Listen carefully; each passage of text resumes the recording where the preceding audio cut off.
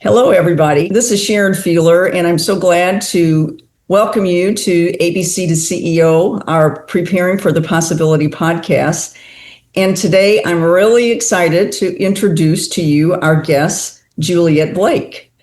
Juliette is the founder and CEO of Moxies, a platform designed to help girls thrive online and off. And she's the perfect guest for us because as we are preparing young women for the possibility of CEO, her work sits at the heart of leadership, technology, and preparing young girls for the future.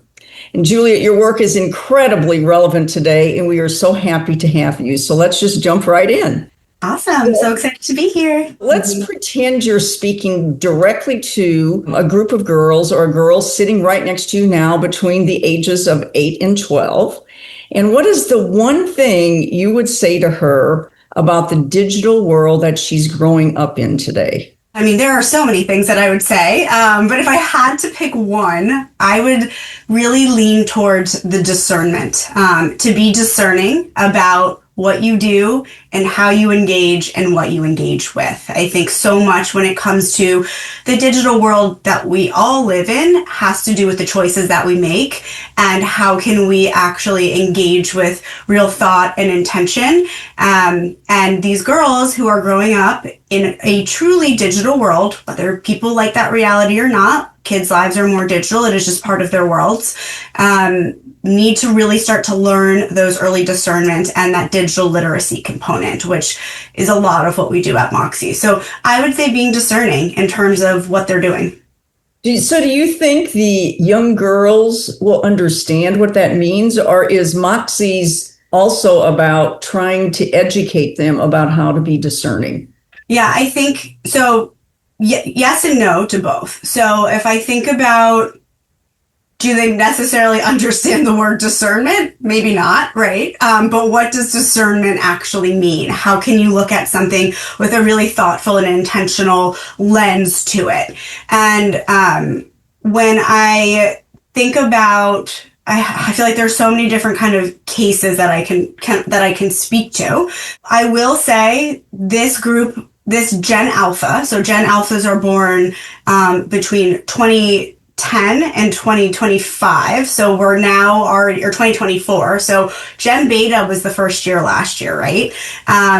They are really savvy and they know so much more than I think people give them credit for, especially when it comes to technology and digital. And so when we're talking about discernment and digital literacy, those are absolutely skills that need to be built. It's not necessarily something that's inherent, but they are learning it through these ways that they might already be connecting or playing on other platforms and seeing those negative effects that it has on them. They're very thoughtful and introspective.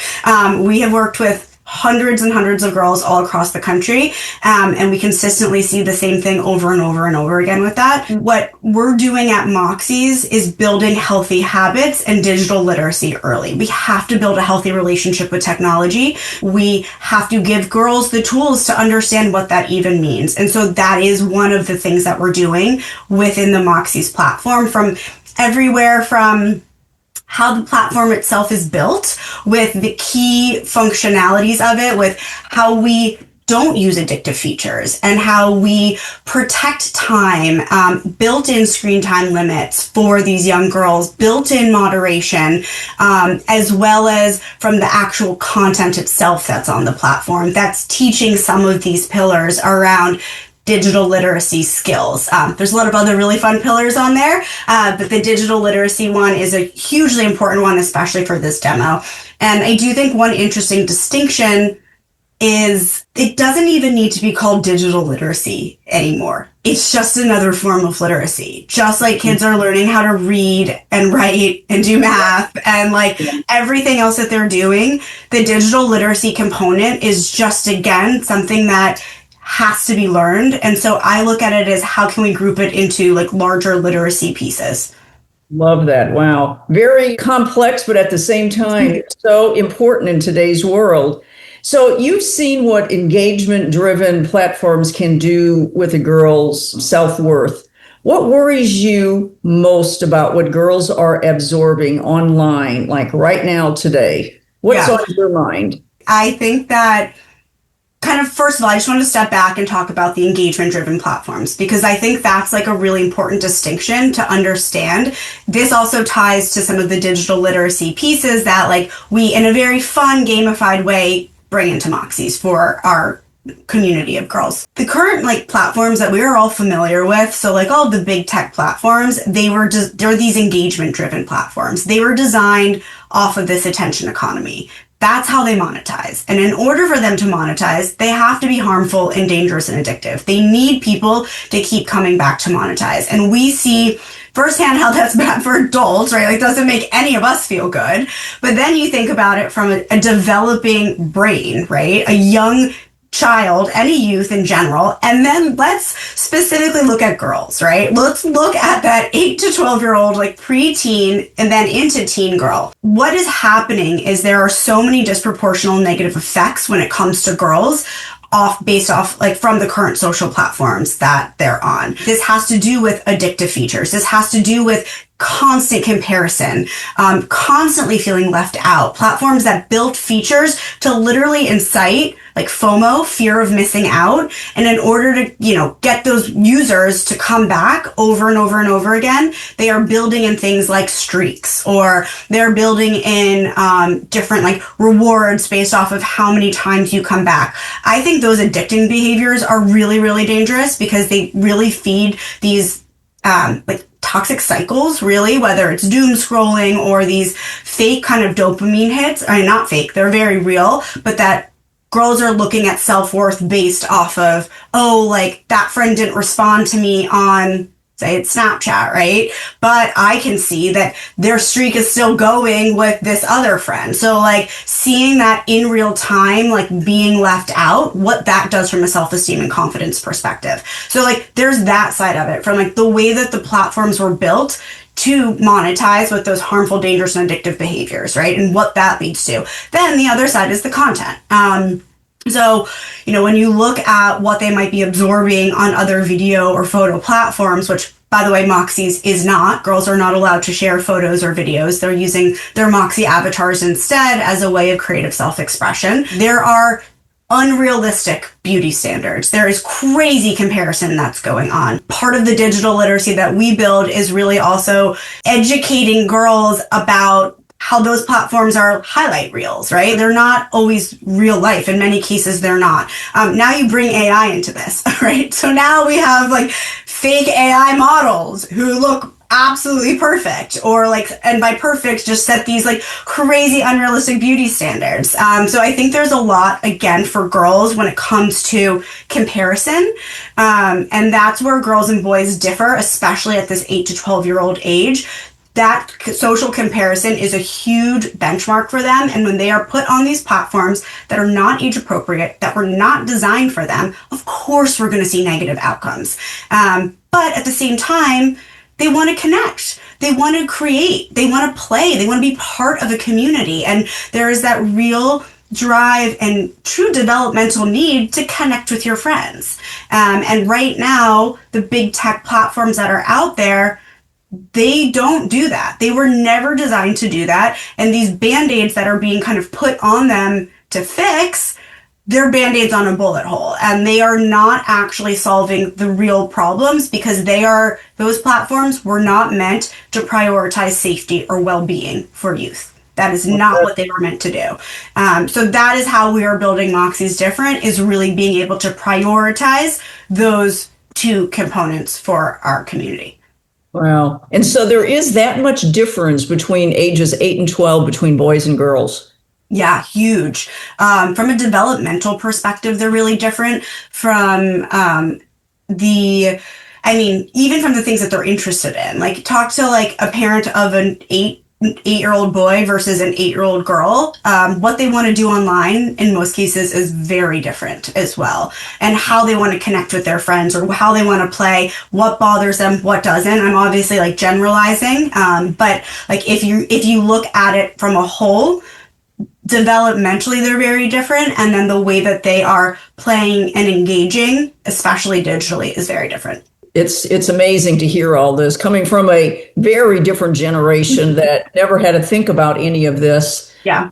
It's mind-boggling. So, building something that prioritizes mental health like you're doing over clicks kind of goes against, totally based upon what you're saying, against what tech companies, how they operate. Yeah. So for you personally and your team, what kind of leadership courage does this require for you to keep moving forward against these strong currents? We are building something different. And it's even in investor conversations, I need to kind of switch the comps for them. Like they're like, oh, you're a social tech gaming platform. I'm going to compare you to Instagram, or I'm going to compare you to Roblox, or whatever it might be. That's not an equal comparison, because we're not going for that attention. Like thinking of reframing it of like, okay, you know what, let's actually compare us to like a Duolingo, or let's compare us to the Calm meditation app, like different ones that are not focused on that attention economy. So for me, from a leadership perspective, one, it takes a lot of education. But at the same time, it's really clear to me when I'm speaking with somebody who gets it and understands it versus someone who gets it and understands it but doesn't care. And I think that care factor is a really big component in terms of the decision making that I make with who we want to work with, who we want to take money from, who we want to bring into the platform, and even with brands that we're working with, right? If they're like, oh, if they're asking like traditional advertising KPIs, I'm like, wrong, this is wrong for you. And so I think from a leadership perspective, it takes a lot of clarity in my vision. It takes a lot of conviction. It takes a lot of moxie, right? To try and build and do something different.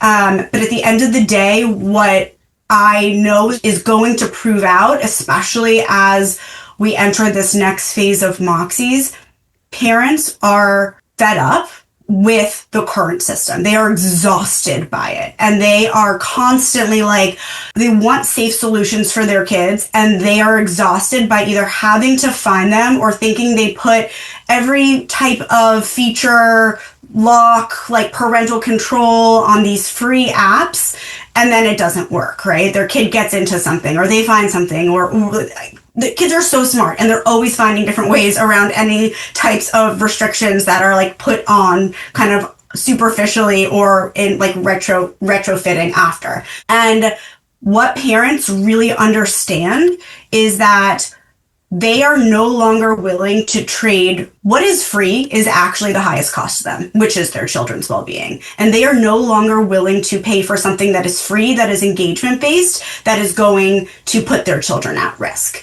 Right. This is a big movement that is changing. And I think for me, from a leadership perspective, I'm really excited to be at like the forefront of that, especially when it comes to thinking about what the future of ethical youth tech looks like, because let me tell you, it is not the big tech platforms that are out there right now. And so it's continuing to focus on the vision and being really clear about what that is, but also understanding that for us, first of all, prioritizing and well-being and safety for kids should be an obvious for everybody, right? It's like shocking that it is not. I saw today Roblox just announced that they are finally rolling out chat age verification for chat. I'm like, just now? Are you kidding me? This is like the JoJo Siwa song, which is like my generation played in my head, which is, this is just like a little too late. It's just like too little too late. And I'm just like, to me, that is never going to fix the problem, right? Because that's not how they're doing it. So I think the big thing is that prioritizing mental health should be an obvious. Prioritizing safety and well-being should be an obvious. It's crazy that it's not, but it needs to be.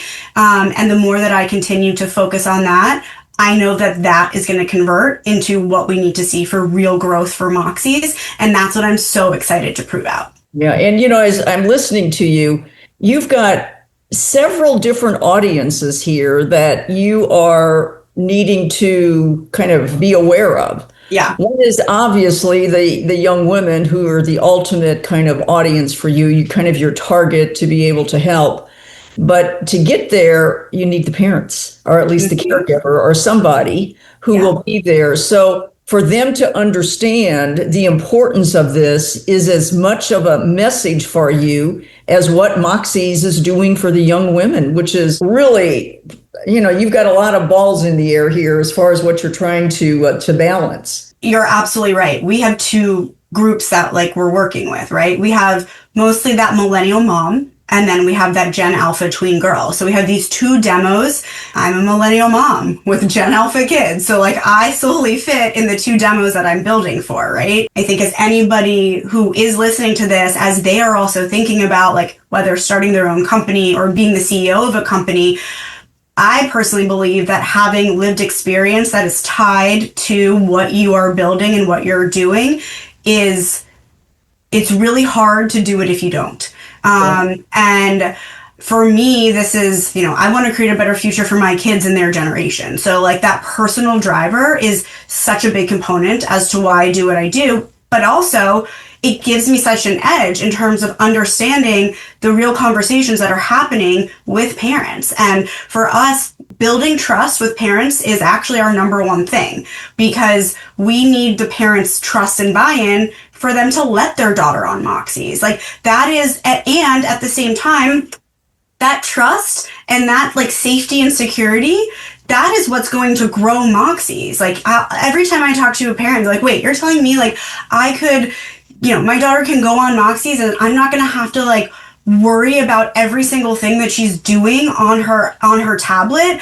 I'm going to actually know she's not getting weird messages from strangers and not getting fed content that's age inappropriate. And wait, this is also making her feel better, and it's increasing her mood and confidence and self-regulation and creative self-expression. I would pay anything for that. And so the parent community is such an important part of Moxie's. And for me as a parent, I am only building something that I would let my own children use, which they do. My kids are on Moxie's. They're not on anything else. And I think that parental lens is such a crucial part. It's providing this safe, fun, joyful place for their girls while giving parents peace of mind. An advisor of mine described Moxie's as dropping your daughter off at her best friend's house instead of the middle of Times Square. And I felt that was such a perfect way to describe what we're building. All the other big tech is you're just I don't know what's happening, what's going on. This is so scary and dangerous. Oh, her best friend's house? Amazing. I know that she's going to be okay there.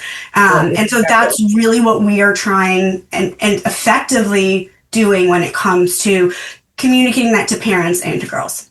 Yeah. And, everything I keep hearing, what you are doing is such a lead in to what ABC to CEO's mission is, which I would have to tell you, and Beth can speak to it more than I can. Beth does all of the online kind of virtual classes that we do.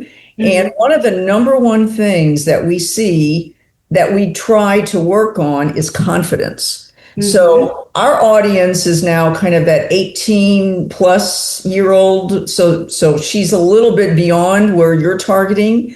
But because of what you're doing, I'm looking forward to maybe seeing by the time these young women are 18, a difference from what we kind of see today too often.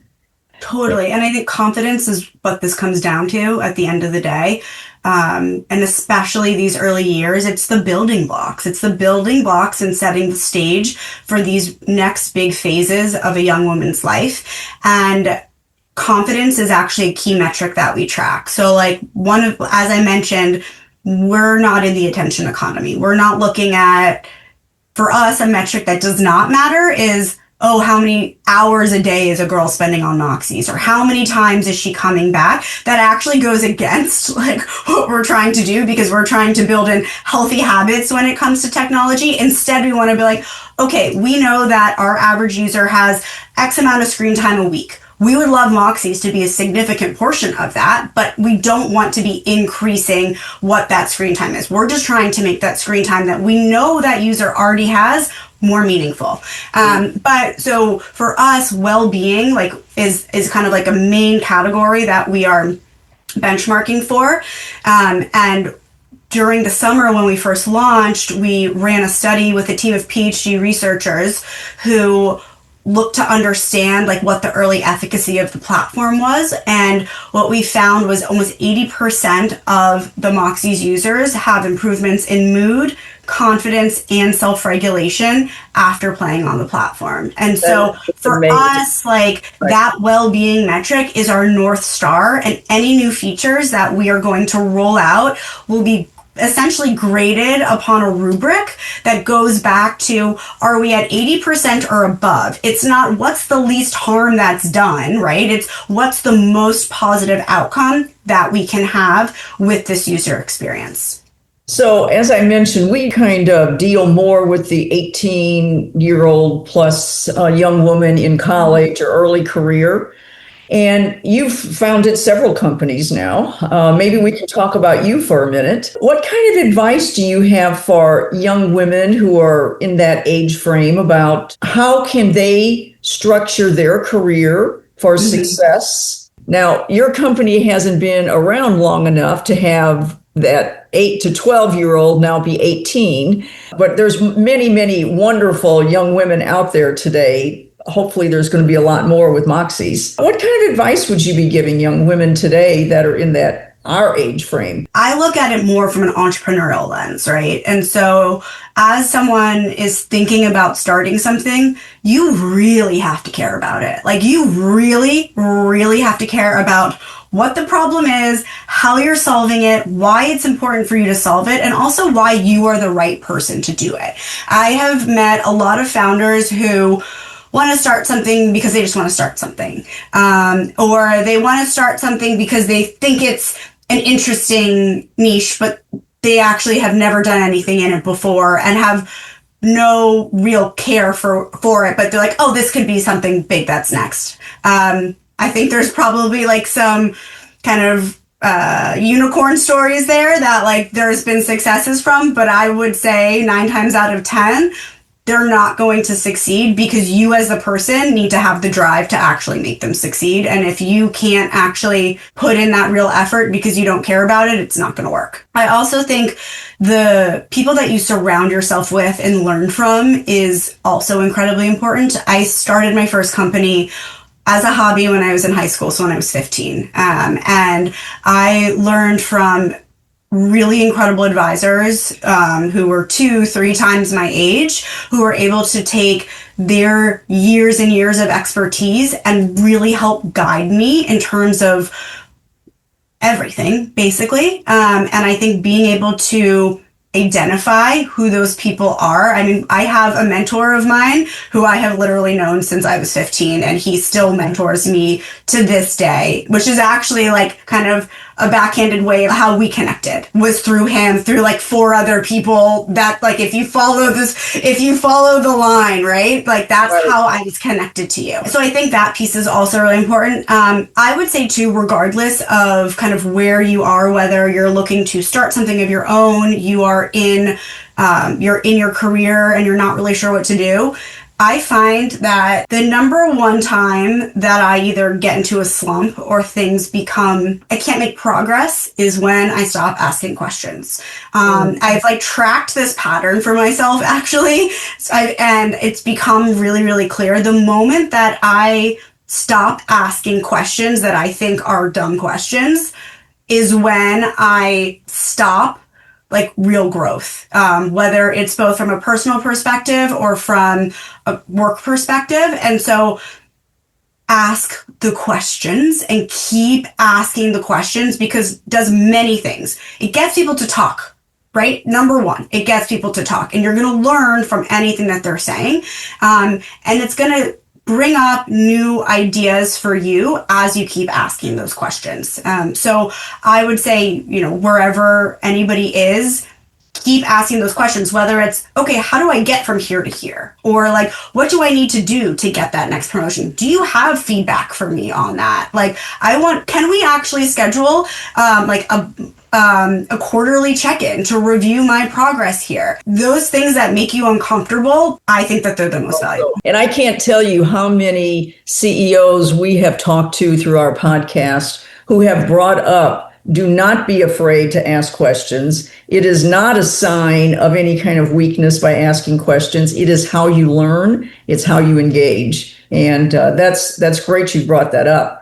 And I actually think, just to add to that, I think it's the opposite. I think when you don't ask questions, I actually think that's a sign of weakness. It's oh, I'm not critically thinking about this, or, oh, I think I know everything and I don't have any questions. And even from like an interview perspective, right? Like when you're interviewing and they're like, do you have any questions? And someone's like, no, I think I'm all set. I think I got it. Like, I will never hire anybody who doesn't follow up with me from questions, because it makes me think that, one, they're either not interested, they don't care enough, or they're not going to be that person who's going to be asking somebody else a question that I need them to be asking. Let me play on that for a second. I'm going to ask you, what question have I not asked you that you wish you would have been asked? You spoke to how you need to feel something, to be committed to it, to have passion for it. I feel that with you as you speak about Moxie's, which you're a great role model that way. But what else would you like to share with our audience before we finish up here? Yeah, I think that in many cases, I have put certain aspirational women on a pedestal. I have looked at them of like, if I can only meet them, or if I can only connect with them, it's going to change. This is going to happen. This door is going to open.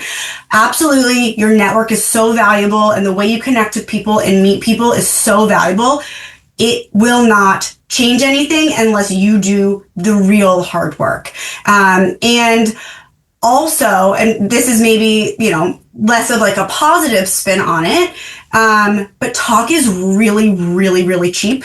And I think if someone, when we're looking at from a leadership perspective, when you are making decisions as a leader, I do really believe that trusting your gut is such an important piece of it. And if there is something that feels off about someone you are talking to, or someone that you are meeting, or someone that is saying X, Y, and Z thing to you, and it feels off, I would really encourage you to trust it. And I think a lot of times as women, as young women, we're maybe told we're too emotional, or we're being too intuitive, or we're not making like rational, like strategic decisions. All of those are important, but I also think, kind of going back to what your personal strengths are in terms of how you make decisions, is equally, if not more important. And so kind of for me, my intuition is actually a really big strength of mine. And so as I'm thinking about like what I wish someone had told me, it's no, don't try to be like him or them or her or this, whatever. Don't try and be like that person.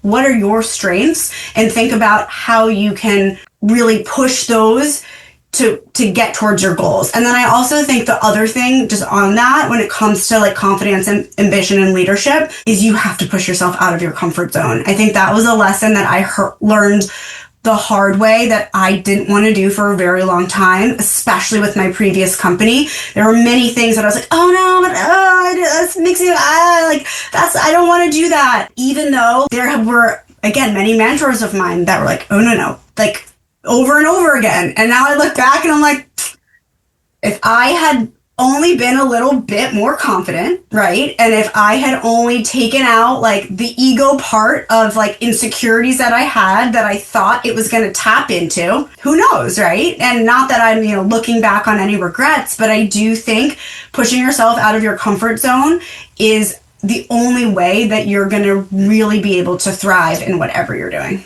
And to grow. That's one of the things on ABC, with ABC to CEO, we tell young women, put your hand up for those stretch assignments, and don't be afraid of it, because you are probably much more qualified than you are giving yourself credit for. Yeah. And actually, and on that, the other thing with that is everyone is scared.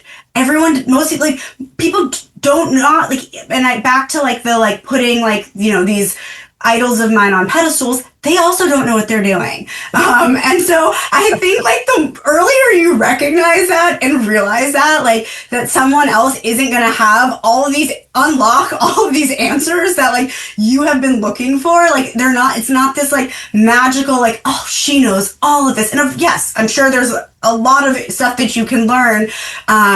But people also don't know. And they're also just trying to like figure it out and get through it. And I think the more you learn that early, I think the easier it is, it's going to be to ask those questions and to raise your hand for things, because everyone else around you is basically in the same boat, even if they're pretending they're not. Yeah, one of our CEOs we interviewed, she said it's almost like practice. The more you do it, the more it becomes comfortable for you. And like anything that's new, at first it feels very foreign. You're afraid, you're nervous, but the more you push yourself, the more natural it becomes. So we're going to have to wrap up here. But before we do, for parents and caregivers of young women, so how do they find Moxies? Yeah, so you can go to the App Store, just search Moxies, Moxies. Right now it's available on iOS, so for iPhone and iPad, we'll be rolling out an Android version later this year, I would say, like towards the second half of the year. I'm just looking at the date. We'd love for you to check out Moxies, to share with your communities. We have a lot of girls join with groups that they're already a part of in real life, so we have a ton of sports teams, Girl Scout troops, summer camps, classes, grades, all of these like in real life communities. The website is also moxies.xyz. So moxies.xyz. Wonderful. Well, Juliette, you are doing something that is really amazing for young women. And it's like many things. The test of time will show what this does, but hearing what you're saying, it's like it kind of clicks for me. And I don't even have young girls. But thank you for doing this, and thank you for joining us today. And to our audience, thank you for joining ABC to CEO Preparing for the Possibility podcast. We will talk to you again soon.